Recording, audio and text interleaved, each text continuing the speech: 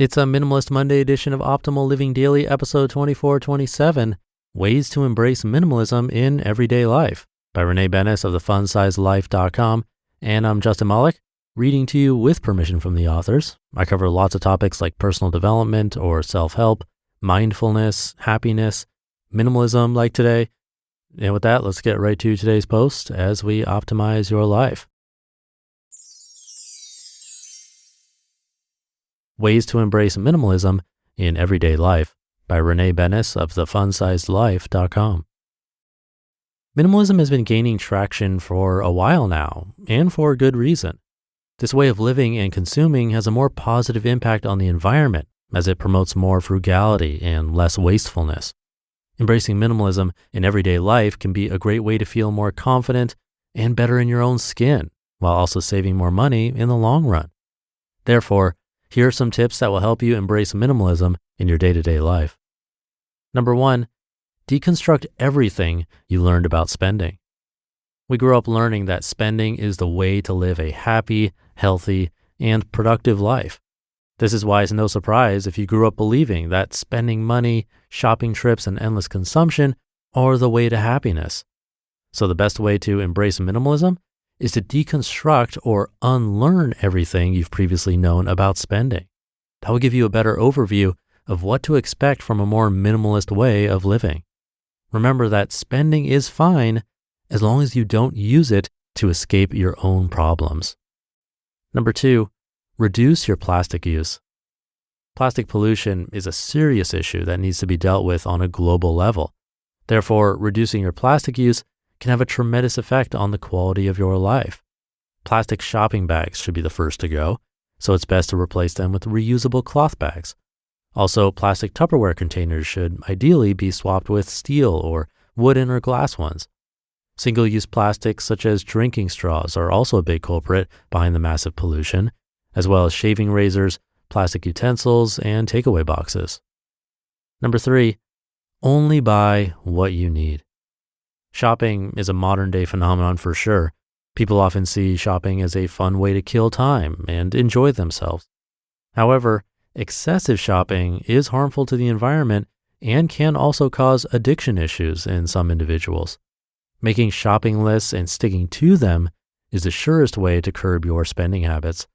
Also, planning your purchases in advance and being careful with your money can help you learn more about conscious shopping. Number 4, build a capsule wardrobe. Fast fashion is often responsible for a large chunk of world pollution. Now, if you enjoy shopping from time to time, that's fine.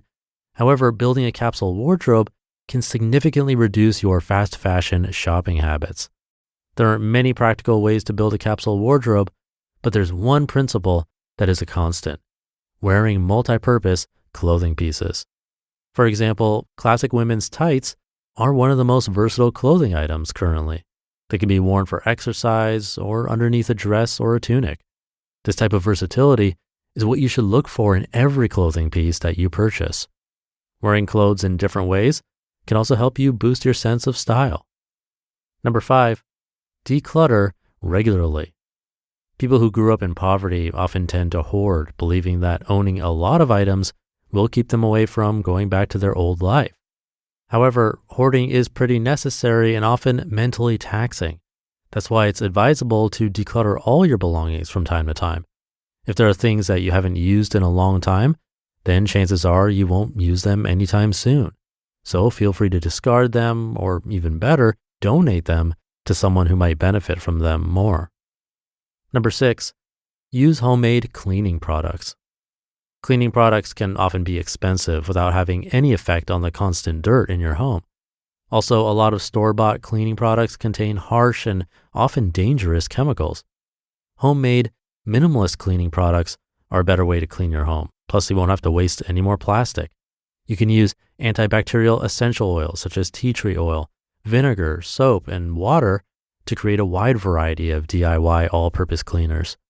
Doing this will help you feel more self-assured and happier, knowing you did something good for your well-being and the environment. And number 7, practice more mindfulness.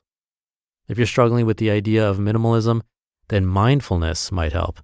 It will reduce your own mental clutter, which is hugely important. Plus, you'll learn to be grateful for everything that you already own, including your health, balance, friends, and family. Daily meditation is a great way to start your day or unwind in the evening. There are many meditation apps, some of them free, that can help you get started with this useful and calming habit. Conclusion. Embracing minimalism in everyday life is one of the best things that you can do to make this world a better place. Besides, you'll feel healthier, happier, and more confident knowing that you're helping the planet by changing your way of living. Sustainability is definitely the future, and technology will make the transition much easier.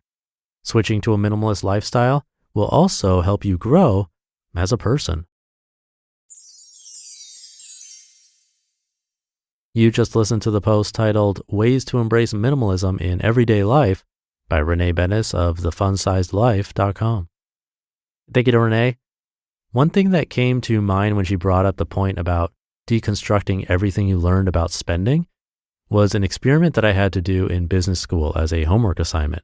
And that was to track every penny that came in and out of our lives for a week and then write about it.